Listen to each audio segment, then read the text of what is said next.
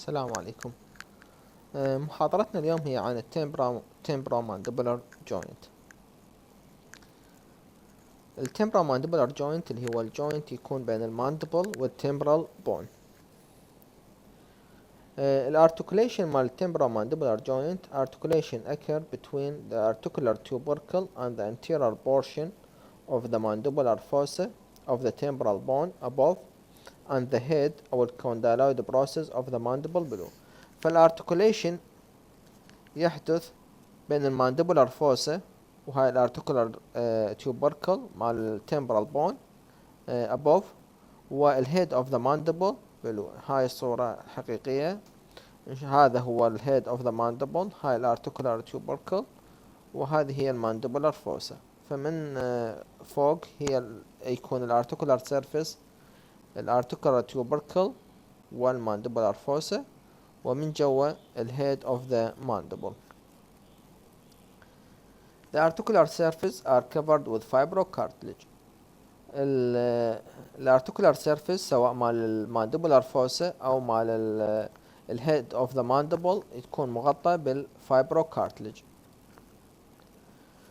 التايب اوف ذا جوينت، نوع التمبرامانديبولار جوينت هو synovial joint، يعني من نوع synovial joint.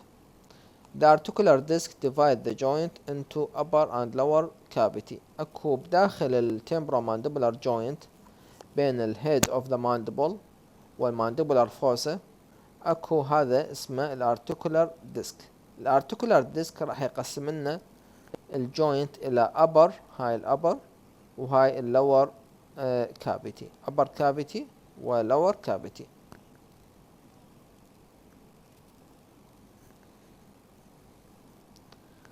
الكبسول، التمبرامانديبولار جوينت محاط بكبسول تحيط التمبرامانديبولار جوينت من جميع اتجاهاته، فهاي الكبسول اللي تحيط بالتمبرامانديبولار جوينت. The capsule surround the joint and it attach above to the articular tubercle and the margin of the mandibular fossa and below to the neck of the mandible. هاي الكبسول من فوق تتصل بالارتيكولار تيوبركل وبالمانديبولار فوسا، ومنها من جوا تتصل ويا النيك اوف ذا مانديبل.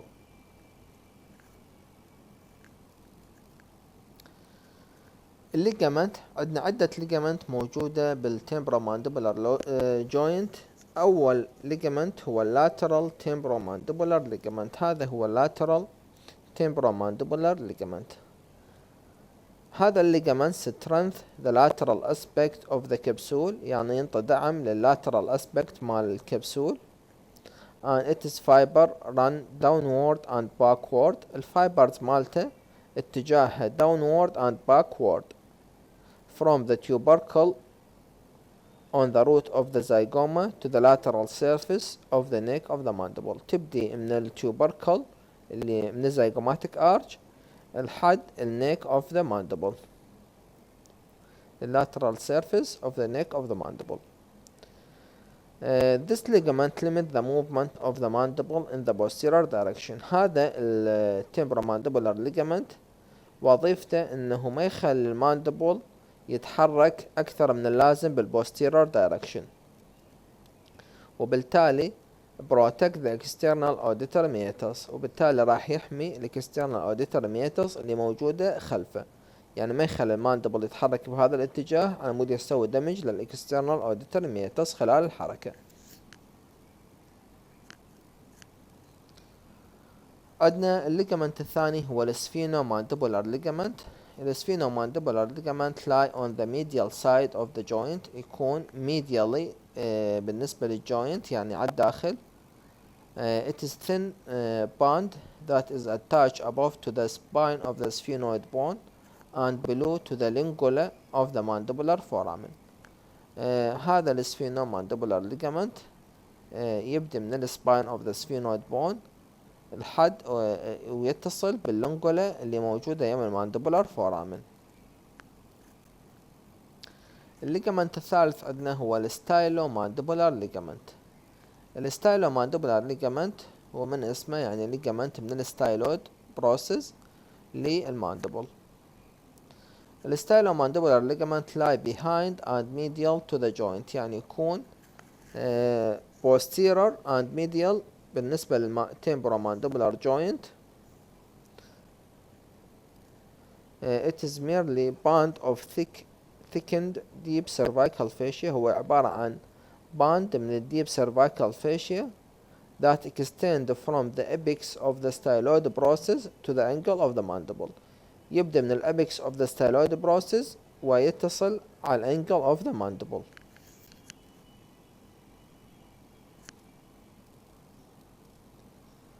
عندنا الارتيكولار disc. الارتيكولار disc divide the joint into upper and lower cavity. هذا هو الارتيكولار disc موجود بداخل التمبرومانديبولار joint، يقسم لنا التمبرومانديبولار joint إلى upper and lower cavity. هاي هي الupper cavity وهاي lower cavity وهذا articular disc. It is oval plate of fibrocartilage that is attached circumferentially to the capsule. هو عبارة عن بليت من الفايبروكارتلج تتصل من جميع جهاتها بالكبسول مال التمبرومانديبولار joint.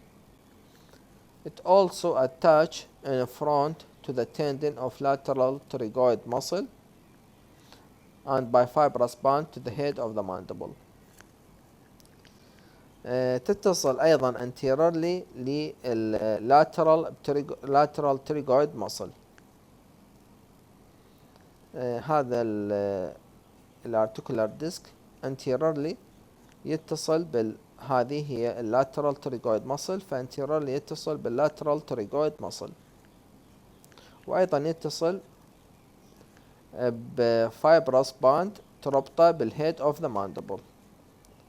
وظيفة هاي الفايبرس باند اللي تربط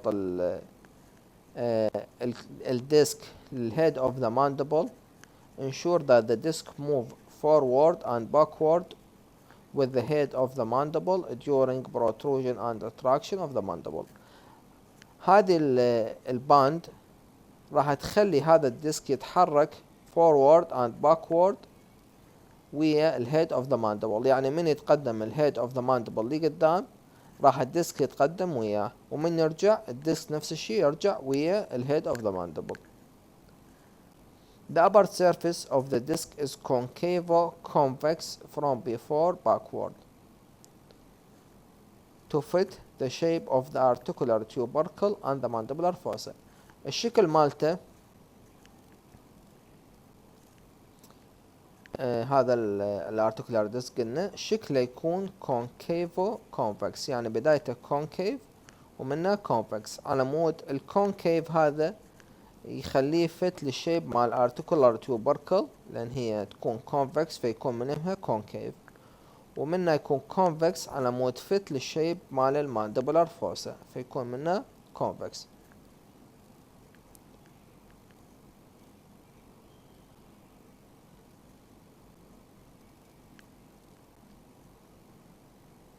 The lower surface is concave to fit the head of the mandible. اللور surface بالديسك يكون concave على مود يكون fit للشكل مال ال head of the mandible، فمن جوا هو يكون concave ومن فوق concavo convex. الساينوفيال ممبرين قلنا الساينوفيال جوينت هي بيها ساينوفيال ممبرين اللي يفرز الساينوفيال فلويد، فهذا الساينوفيال ممبرين line the capsule in the upper and lower cavity of the joint، يعني بطن الكبسولة من الداخل ساينوفيال ممبرين اللي يفرز الساينوفيال فلويد. بالنسبة للنيرف سبلاي مال التمبرومانديبولار جوينت هو الاوريكولو تمبرال والماسيتريك برانش اللي هم برانشز من المانديبولار نيرف، فالنيرف سبلاي هسه يعتبر الاوريكولو تمبرال والماسيتريك برانش اللي هم اثنينهم برانشات من المانديبولار نيرف.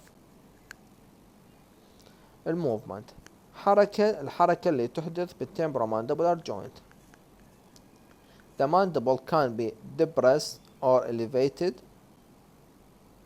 protruded or retracted، وأيضا rotation can also occur، يعني الحركة اللي تحدث بالماندبل depression اللي هو انه ينزل الماندبل لجوا، elevation أيضا يعني يصعد لفوق، protrusion اللي قدام يتقدم، أو retraction يرجع للخلف، وأيضا ممكن يصير rotation بالنسبة لهذا joint as in chewing. بالchewing يصير عندنا rotation.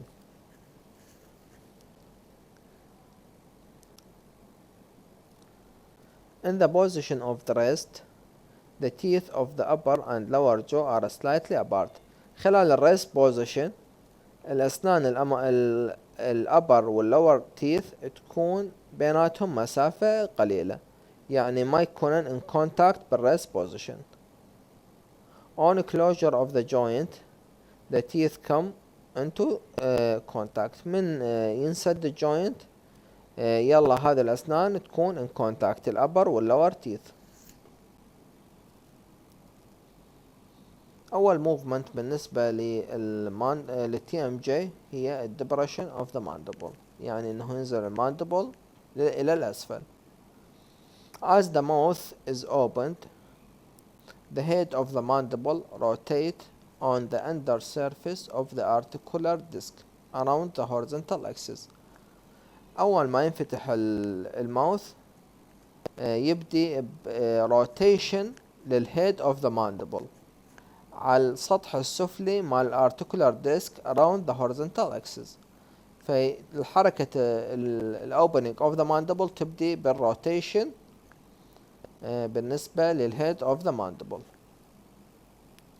To prevent the angle of the jaw from impinging unnecessarily on the parotid gland and the sternocleidomastoid muscle, the mandible is pulled forward.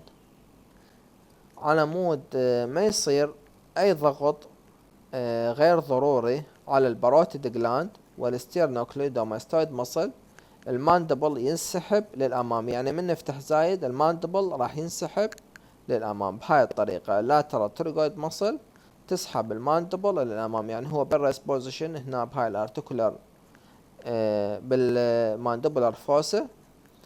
أول ما ينفتح يكون روتيشن وهم يبقى بالماندبولار فوسا. من ينفتح الماوث بشكل يعني زايد راح ينسحب الماندبل لقدام عن طريق اللاترال تريجويد muscle.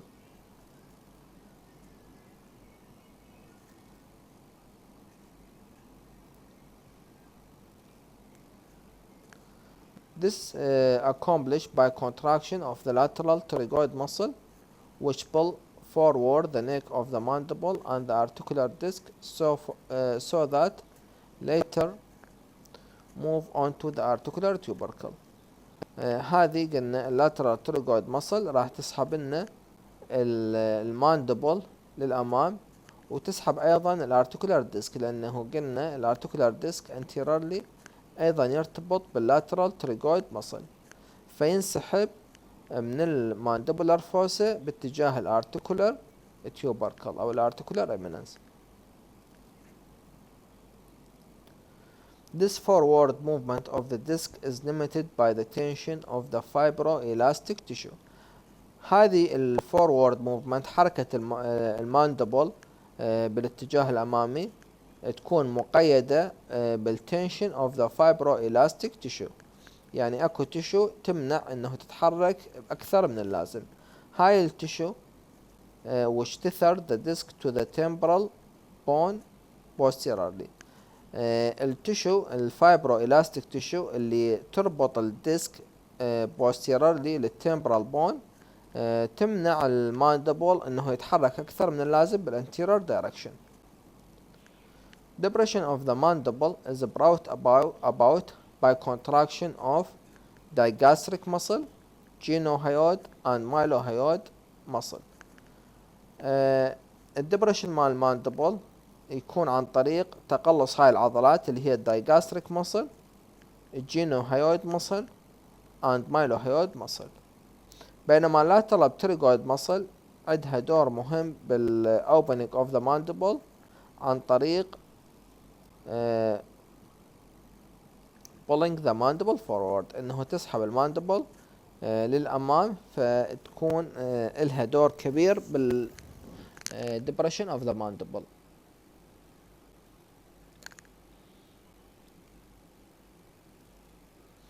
أما بالنسبة للإليفيشن اوف ذا ماندبل، الإليفيشن هو يحدث عكس الحركة اللي صارت بالدبرشن.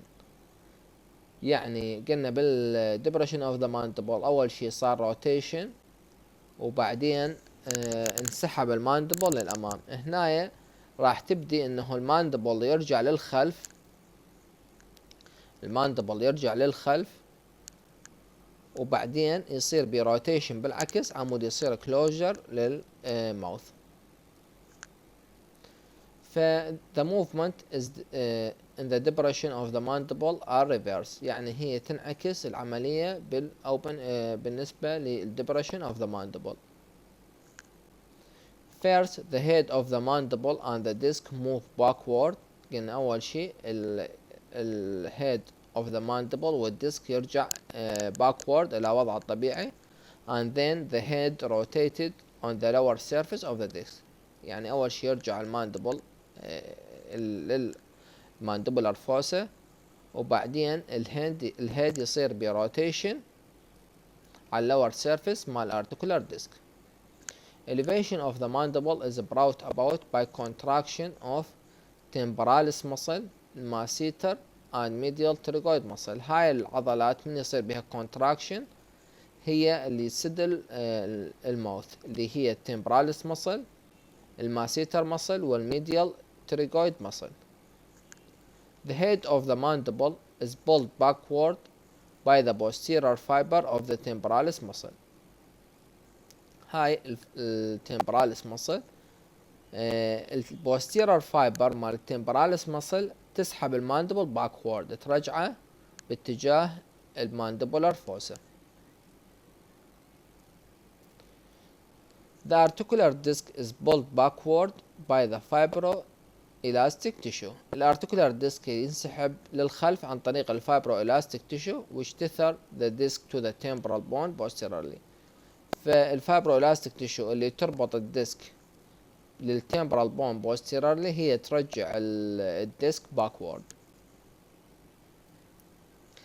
هاي عندنا هي المسل اوف ماستيكيشن، هذه هي التمبراليس مسل، هاي الميديال تريجويد وهذه الماسيتر مسل، دولة اللي يساعدون بالكلوجر اوف ذا ماوث.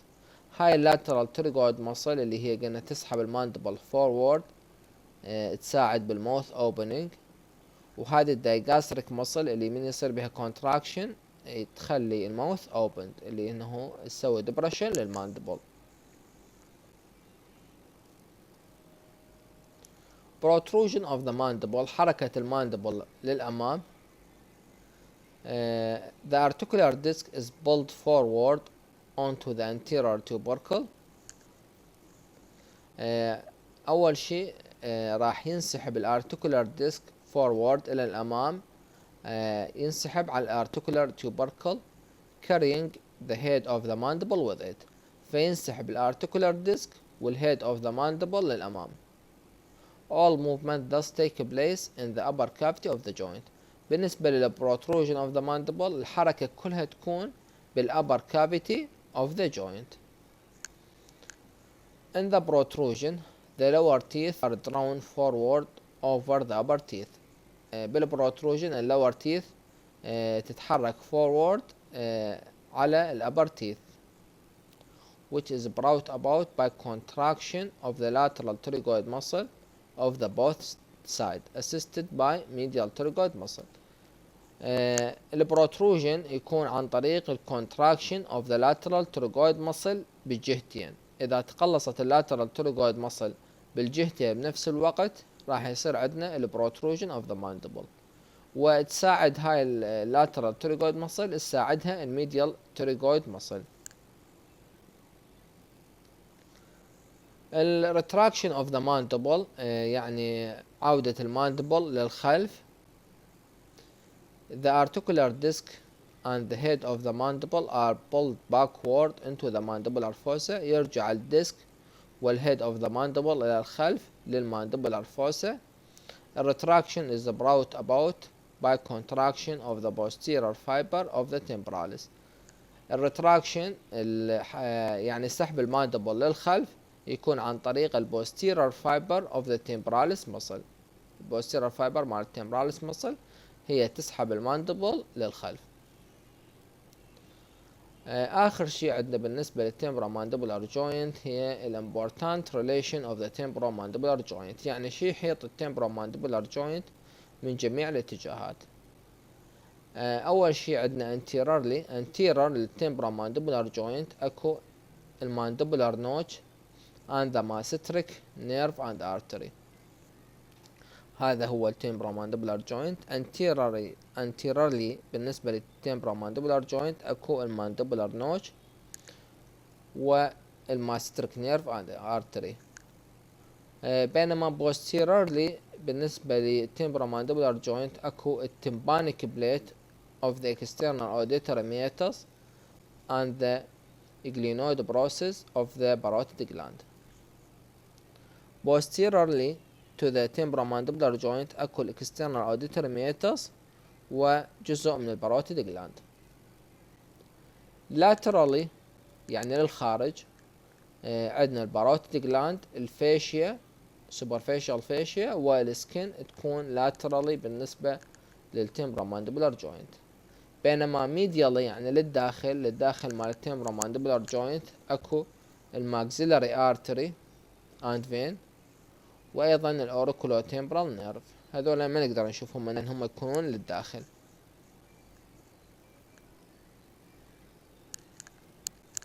هذا فيما يخص محاضرة التمبرال ماندبولار جوينت.